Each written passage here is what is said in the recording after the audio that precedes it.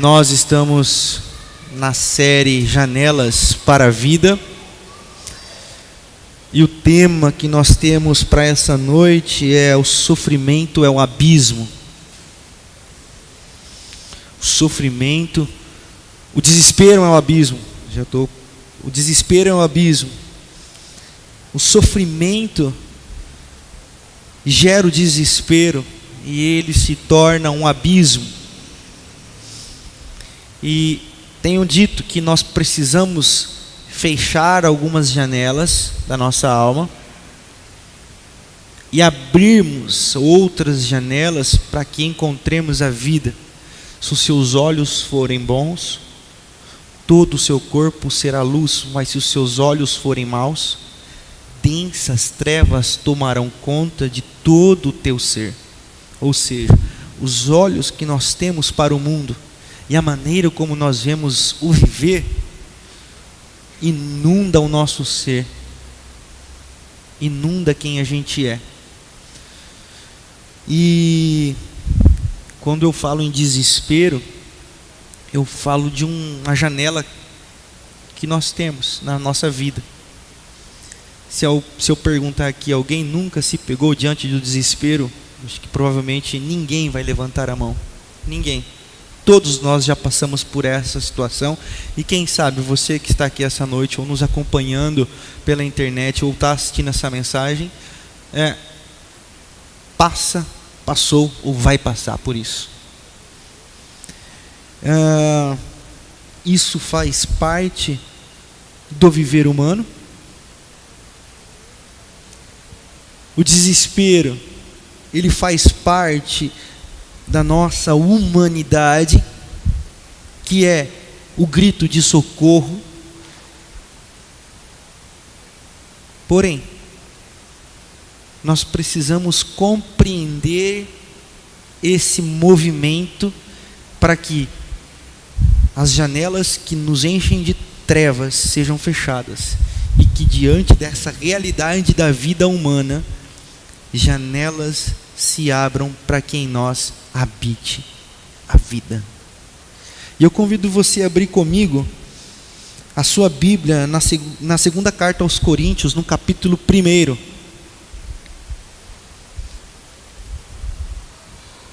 Segunda carta aos Coríntios, no capítulo 1. Nós vamos ler a partir do verso de número 8, vai ser projetado aqui, diz assim: Irmãos,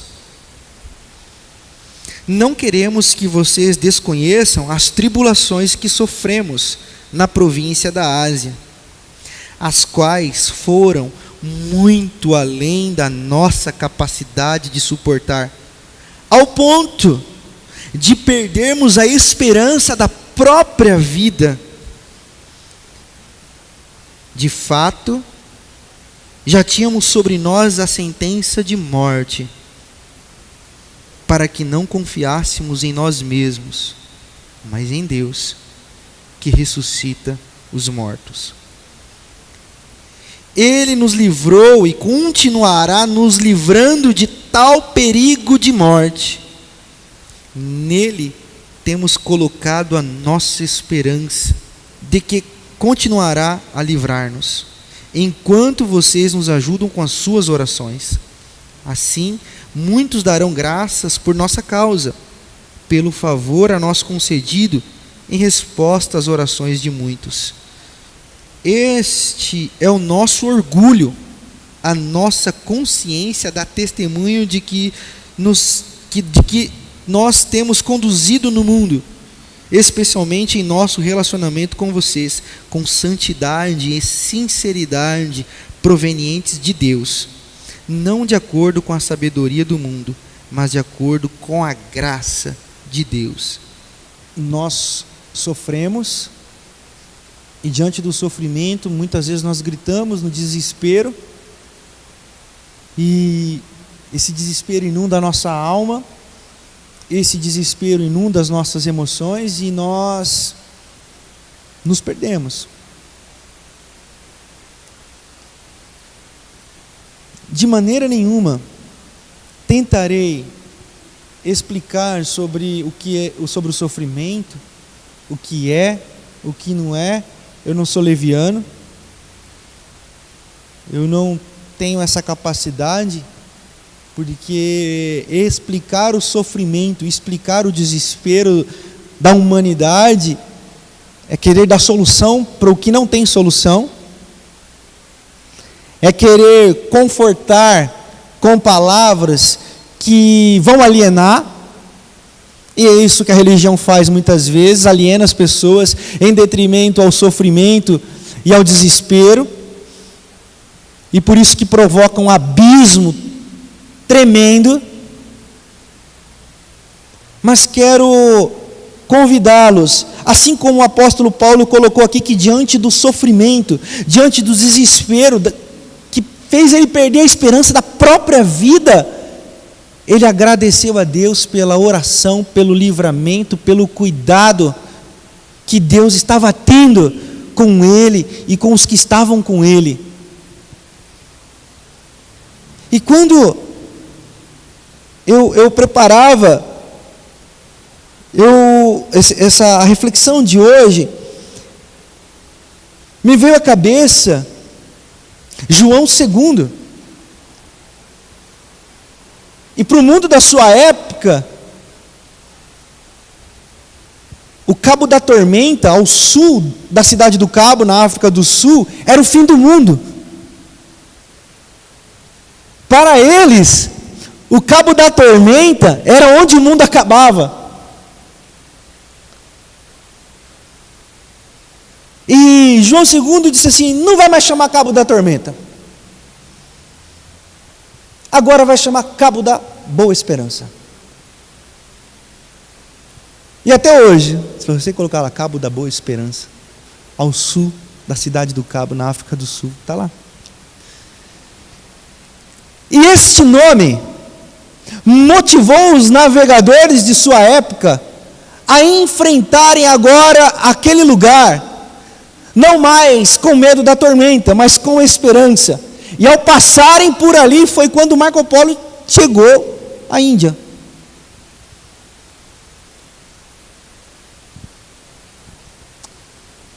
Quando as janelas do que traz esperança se abrem nas nossas vidas,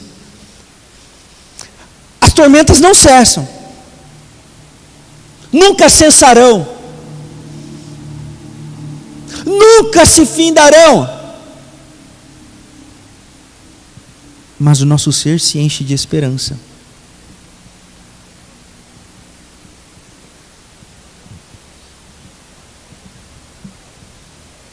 Como eu gostaria de ouvir pessoalmente o apóstolo Paulo. Porque uma coisa é verdade. Gente que sofre é sensacional. Gente que já sofreu demais é fantástico. Gente que já sofreu muito na vida é gente digna de todo aplauso.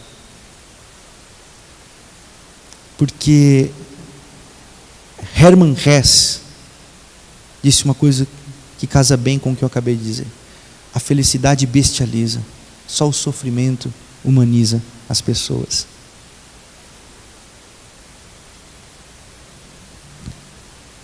Na infantilidade da nossa religião, nós demonizamos o sofrimento e nos desesperamos. Na infantilidade da nossa crença, e como eu disse aqui domingo passado, se eu vos fizer desacreditar dos Papai Noéis da fé, ficarei muito feliz.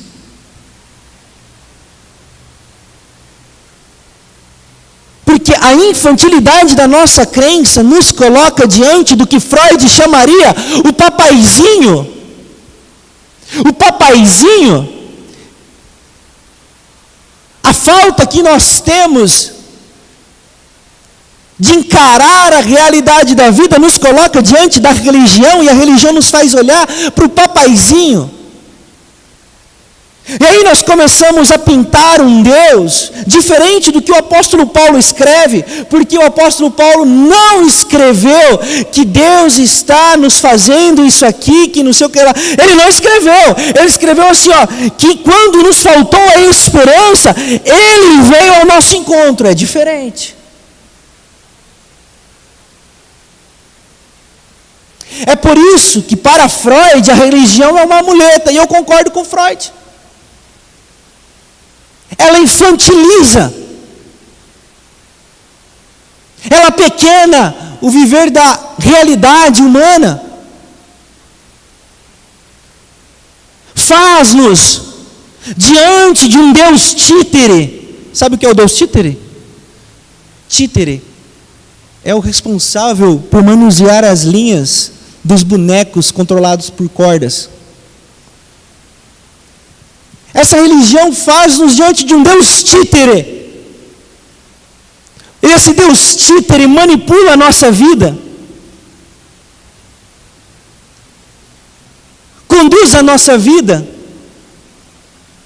nos fazendo de bonecos, e tudo que Deus nunca fez com nós, ou conosco, é nos permitir, ou nos fazer manipuláveis. Mas ao contrário, Ele soprou Nefesh Haya, ou Nefesh Haya, ou sopro divino, vida vivente, indivíduo, ser, a imagem e semelhança, livre.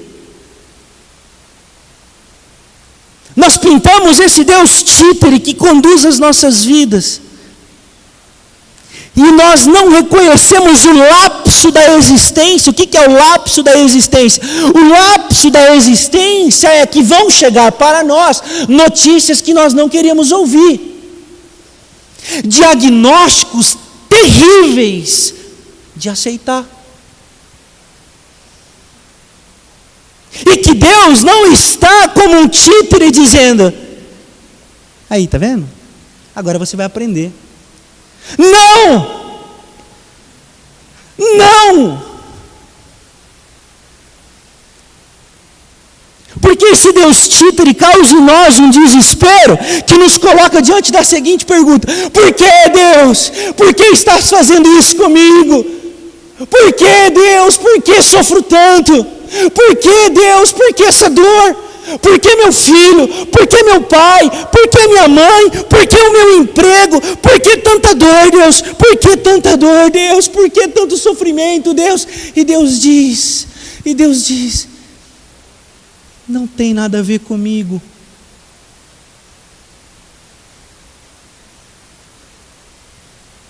E nesse desespero, meus irmãos, as janelas da boa esperança que poderiam nos conduzir às águas novas são fechadas.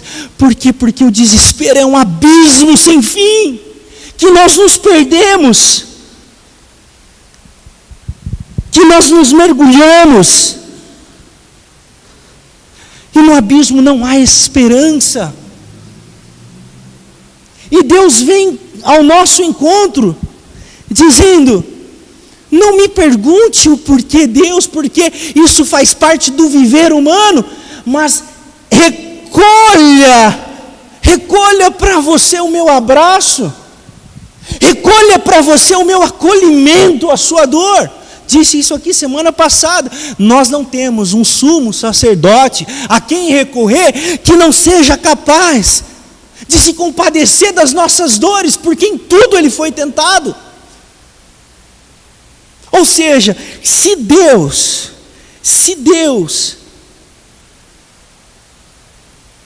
sendo Deus em Jesus de Nazaré, passou por todo o sofrimento e toda a angústia,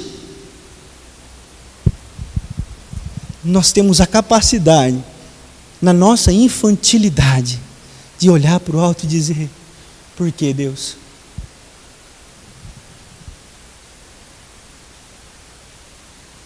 Por quê? O apóstolo Paulo está dizendo: não quero esconder de vocês. Nós tememos pela nossa vida ao ponto de já começar a acreditar que Deus nos ressuscitaria, porque para nós a morte era certa.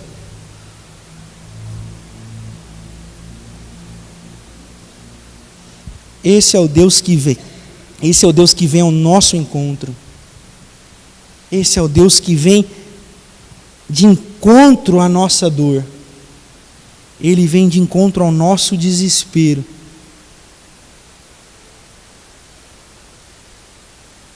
Dostoiévski, Fyodor Dostoiévski, um dos maiores escritores de todos os tempos, russo, estava a ser morto. Todas as armas estavam engatilhadas, prontas para o fuzilamento.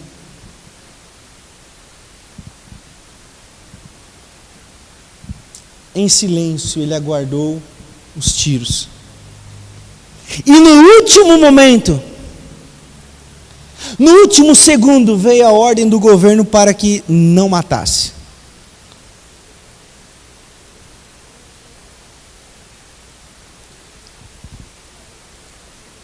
As experiências que nos colocam no fio da navalha da vida são necessárias para um processo de abrirmos as janelas para o que precisam ser abertas e fecharmos outras janelas que precisam ser fechadas.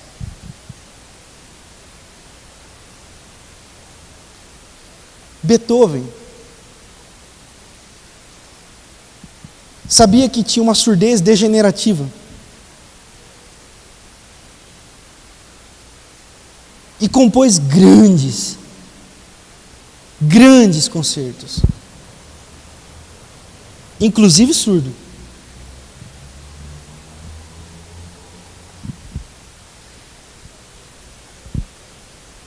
Não foi Deus que colocou a surdez nele.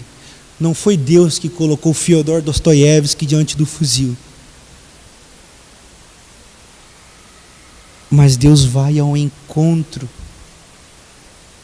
do desespero, da alma e da angústia do que sofre.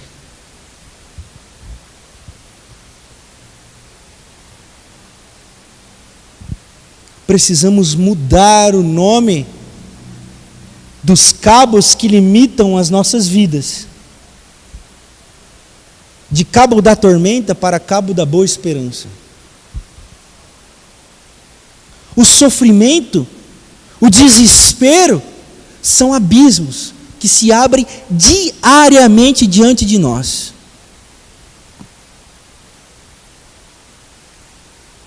Lidar com eles é que é o ó do Borogodó. Elias, no fim da sua vida, cansado, estava conversando com o seu discípulo, Eliseu. E Eliseu disse assim: aí Elias, quero porração dobrada do que tu teve. Elias falou assim: você não sabe o que você está pedindo. É pesado demais. Lidar com o sofrimento é pesado demais. Lidar com a dor é pesado demais. Lidar com o desespero é pesado demais. E o apóstolo Paulo diz assim: é impossível passar por isso sozinho, é por isso que eu conto com as orações de vocês.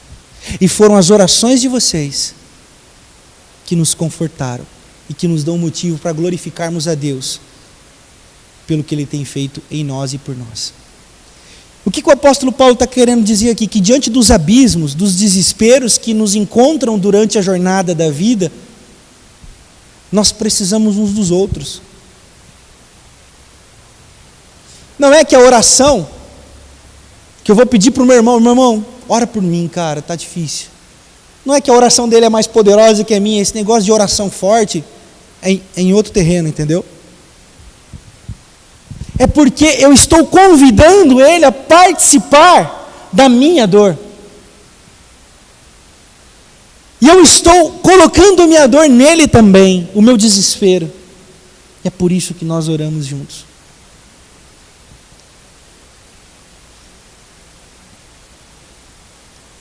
Muitas vezes, nós achamos que podemos nos blindar do sofrimento e do desespero. Outro equívoco. Tem até o livro, né? Casamento blindado. Que mentira. Ah, mas o livro é bom. Não estou falando que o livro é ruim, só estou dizendo que é uma mentira. Como é mentira? Agora o fulano está com o corpo fechado. Vem aqui que eu vou orar por você, vou te cobrir com a unção. Mentira, tudo mentira. Engodo, meninice, manipulação de dor alheia, isso é muito feio. Isso é terrível, isso mata a esperança das pessoas. As pessoas precisam saber, meus irmãos, irmãs, você que nos ouve, vocês precisam saber que nada, nem ninguém é capaz de nos blindar das dores da existência, do sofrimento, da angústia.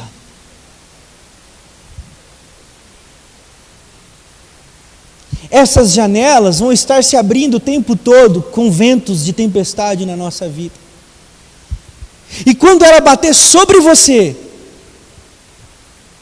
não olhe para o alto, para o Deus títere, porque, o que o senhor quer com isso, o que o senhor não quer com aquilo. Olhe para Jesus de Nazaré e veja Ele vindo ao seu encontro e permita-se ser encontrado por Ele com consolo, abrigo. Ele é o socorro presente na angústia. No nosso momento de oração aqui, nós lemos o Salmo de número 23. O Senhor é meu pastor e nada me faltará. Em verdes pastos me faz caminhar, leva-me às águas tranquilas. Ainda que eu ande sobre o vale da sombra da morte, o que é o vale da sombra da morte? Dor e sofrimento. Não temerei mal algum. A angústia chega, meu irmão. E não é o Deus mal-humorado que manda ela. Não é um Deus sacana que quer te ver. Tá vendo? Agora vai. Agora você engrena. Agora você não desvia mais, danadinho. Agora você não vai mais brincar comigo. Não!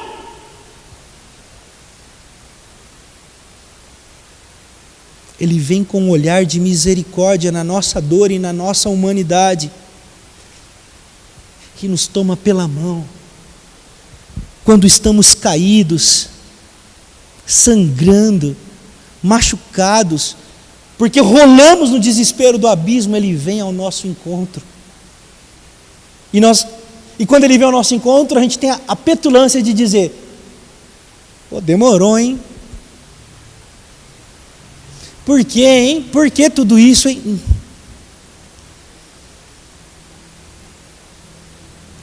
O choro pode durar uma noite, mas fica tranquilo que a alegria vem pela manhã. Meu irmão, não faça mau uso do que Deus quer ser para nós, e não distorçamos o que Ele é para nós.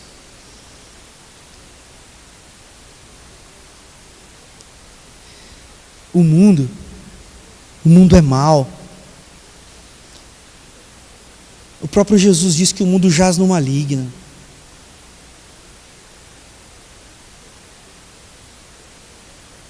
Pedro escreve que nós temos um inimigo rodeando ao derredor.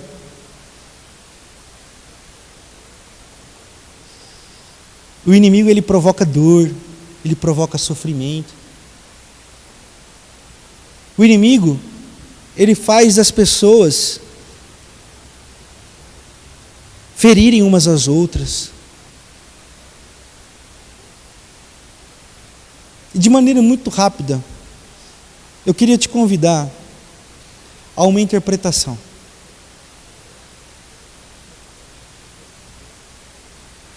Eu desconfio que Pedro não estava falando do diabo, de chifrinho, rabo pontiagudo, com dentão de vampiro. e nem esse ser metafísico. Não posso afirmar, porque senão seria fundamentalista. Mas gostaria de sugerir.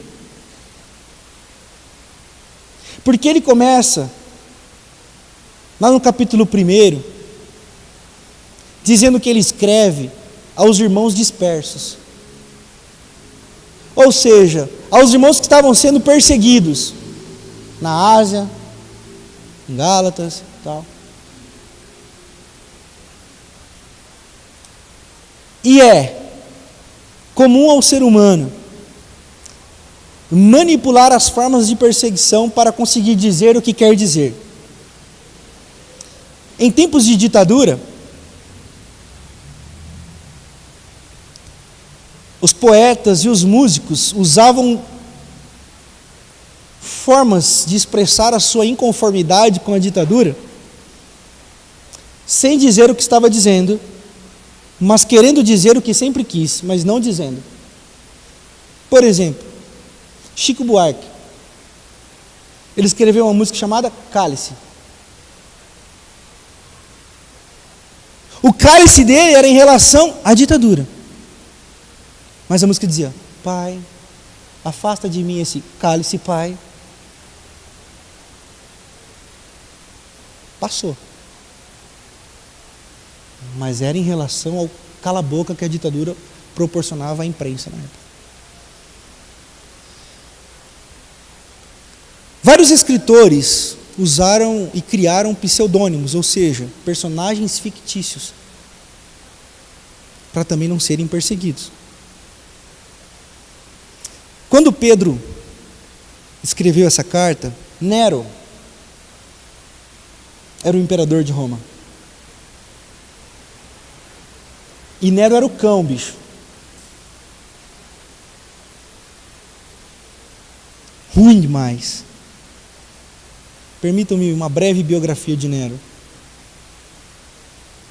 Nero matou a sua esposa a pontapés, com um chute no estômago.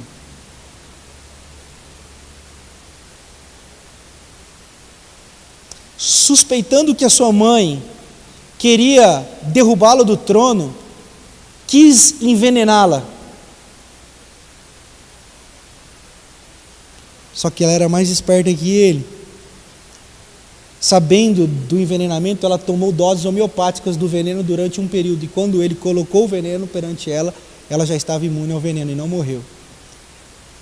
Então ele mandou que a afogasse. A mãe. E ela não morreu. Foi quando os soldados da guarda mataram-no com espada e punhais. E colocaram diante de Nero a sua mãe morta, fincada de punhais e espadas e nua. Ele teve a capacidade de olhar e dizer: nunca imaginei que minha mãe fosse tão bela. Solitário, porque havia matado a esposa, castrou um escravo e o fez de sua companheira até o fim da vida. Esse era o Nero, que colocou fogo em Roma e culpou os cristãos. E era ele quem estava perseguindo a igreja. Então, suponho que o diabo que está ao derredor da igreja, quando Pedro escreve, não é o capiroto. É uma linguagem velada. E por que eu estou contando tudo isso? Porque muitas vezes o mal que aflige as nossas vidas não vem da metafísica.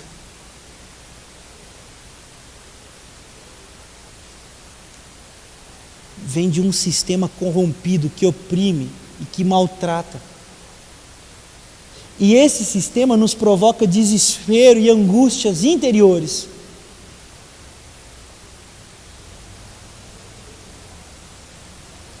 Esse mundo que jaz no maligno, esse diabo que anda ao derredor, ele pode ser vencido pelo poder da boa esperança.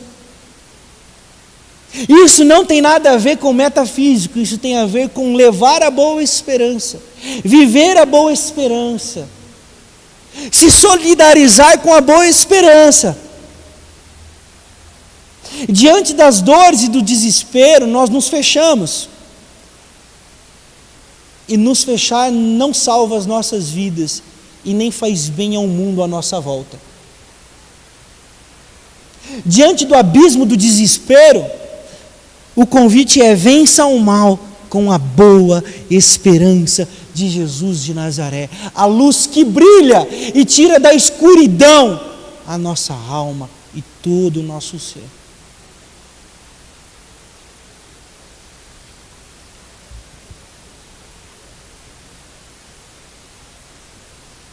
Eu quero finalizar. E para finalizar, eu tive a ousadia de escrever as minhas bem-aventuranças. E eu quero partilhar com você. Eu até anotei.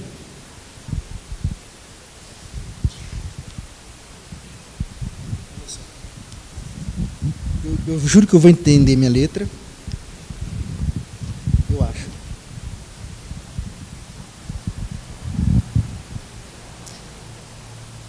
Bem-aventurados são os meus sofrimentos, pois me colocam diante da vida real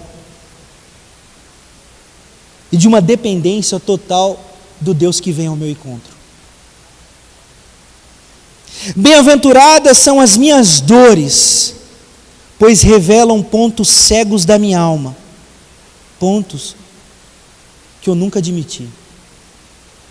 Bem-aventuradas minhas derrocadas, ou seja, desmoronamentos, pois tiram toda a tinta de vaidade que não me deixavam compadecer dos que sofrem. Bem-aventurados os reversos da vida, pois com eles vieram as mudanças que me fizeram ver os espaços obsoletos em minha alma.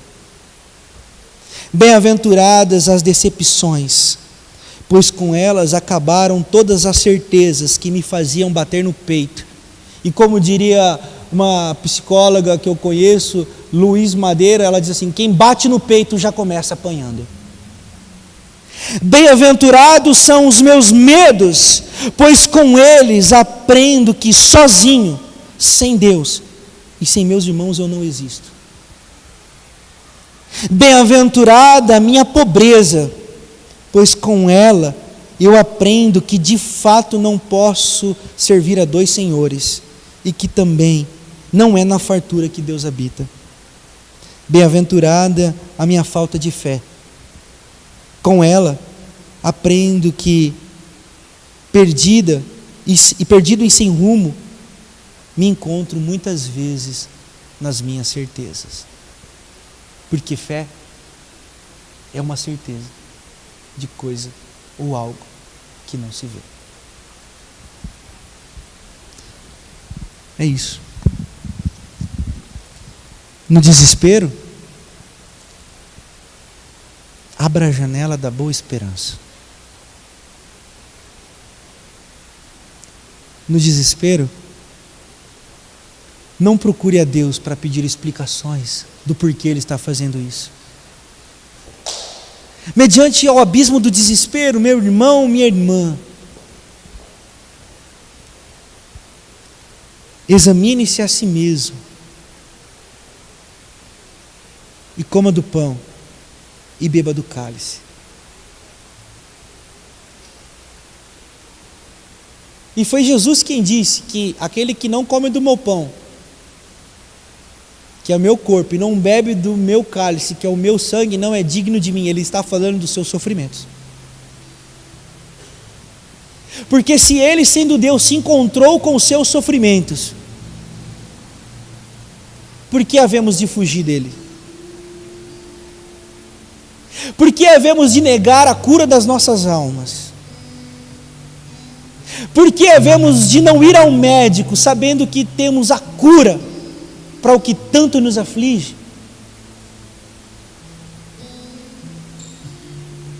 É por isso que convido vocês a fugirem do eixo religioso, de procurarem em Deus o controle, o mecanismo para tudo o que acontece.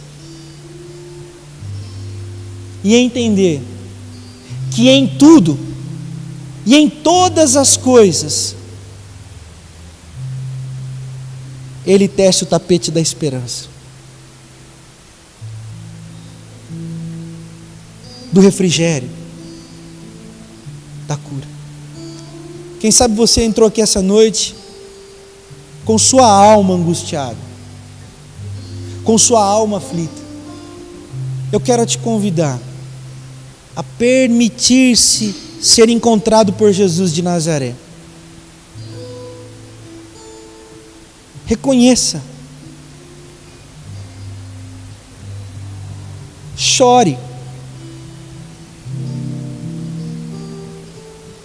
Quero repetir a frase de semana passada, que as lágrimas são as águas colhidas no poço da alma, que revelam quem somos e o que está lá do lado de dentro.